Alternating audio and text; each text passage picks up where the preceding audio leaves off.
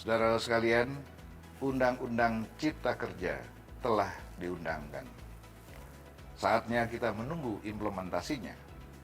Kita sama-sama memahami bahwa undang-undang ini untuk menuntaskan peraturan perundangan yang overlapping, mengharmoniskan kebijakan nasional dengan daerah, memperbaiki rangkaian birokrasi agar semakin optimal, dan mengefisienkan biaya-biaya ekonomi yang merugikan kita semua.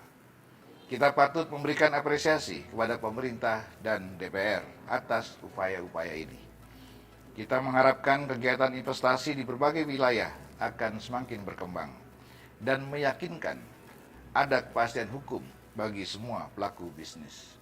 Namun demikian, kita juga perlu mengingatkan agar pemerintah tidak hanya mengandalkan investasi asing semata, akan tetapi sangat diperlukan kebijakan yang dapat menstimulasikan dan merangsang investasi domestik.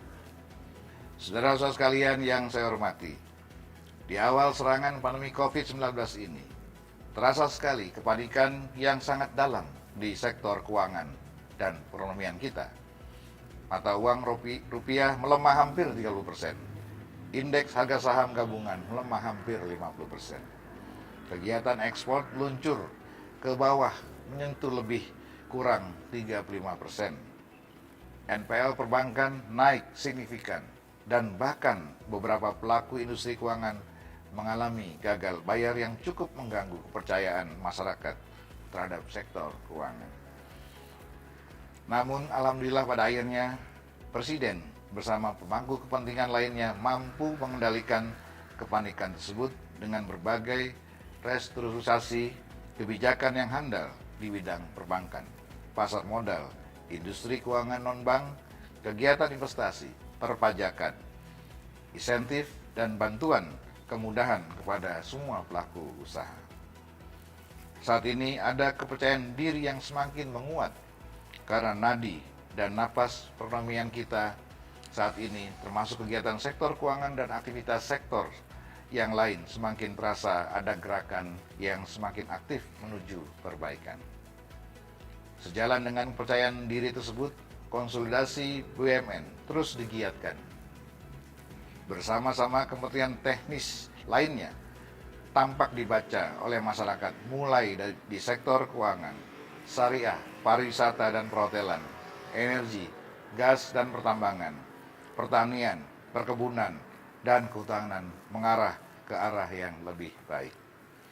Akan tetapi, semua konsolidasi BUMN tersebut akan menjadi sia-sia apabila dampak konsolidasi tidak dapat dirasakan masyarakat secara luas. Sumbangan ke anggaran negara, partisipasinya terhadap UMKM, dan peningkatan kinerjanya. Oleh karena itu kami setuju dan mendorong apabila konsolidasi BUMN tersebut diselaraskan dengan keberadaan badan usaha milik swasta atau BUMS, termasuk lembaga pengelola investasi atau LPI yang sering disebut juga Indonesia Investment Authority. Dalam tataran kompetisi yang fair, BUMS jangan tertinggal. Mereka juga harus diberi ruang yang luas untuk memajukan atau berpartisipasi dalam kegiatan perekonomian. Ada kekhawatiran terjadi perebutan investasi antara LPI dan BUMN di satu pihak dan di pihak lainnya pelaku BUMS atau badan usaha milik swasta. Ada yang dapat daging investasi dan ada yang dapat tulang investasi, karena ada faktor pemerintah dalam kegiatan investasi tersebut. Secara kebijakan, hal ini sangat mungkin terjadi. LPI jangan sampai mempersempit ruang atau bahkan mematikan kesempatan bisnis bagi pengusaha swasta. Kami menghimbau semua pihak, pelaku usaha, baik BUMN maupun pemerintah, melalui LPI dan swasta harus memiliki kesempatan yang sama dalam kegiatan usaha di negara yang kita cintai ini. Oleh karena itu kiranya perlu kita susun bersama skala, prioritas, klaster, variasi, tipe investasi, dengan berbagai atribut dan fitur-fiturnya yang sedemikian rupa sehingga tidak terjadi unfairness bagi semua pelaku usaha dalam kegiatan investasi.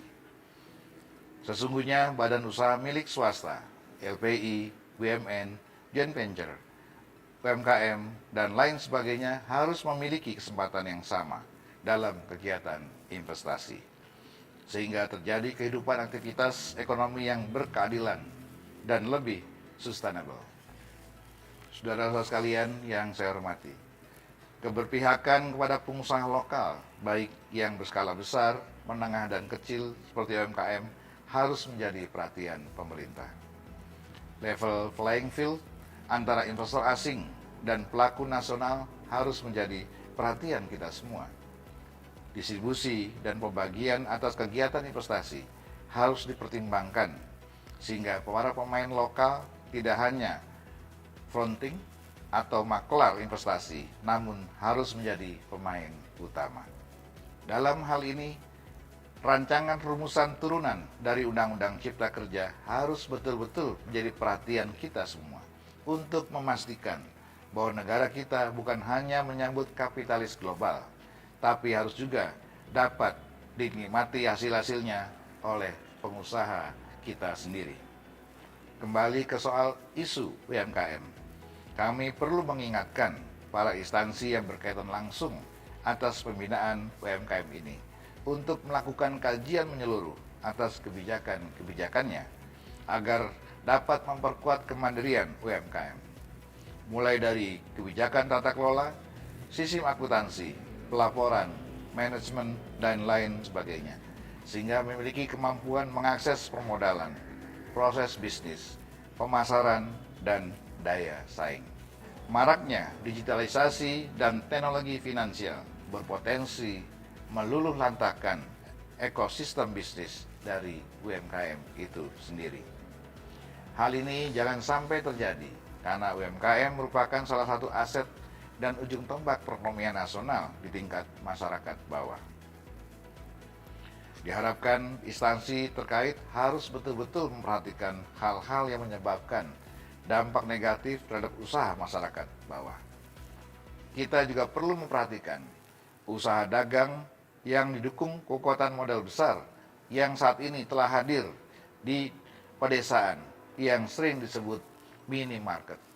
Kami mengharapkan adanya perhatian khusus dari pemerintah untuk menata ulang in fair competition di bidang usaha menengah kecil ini.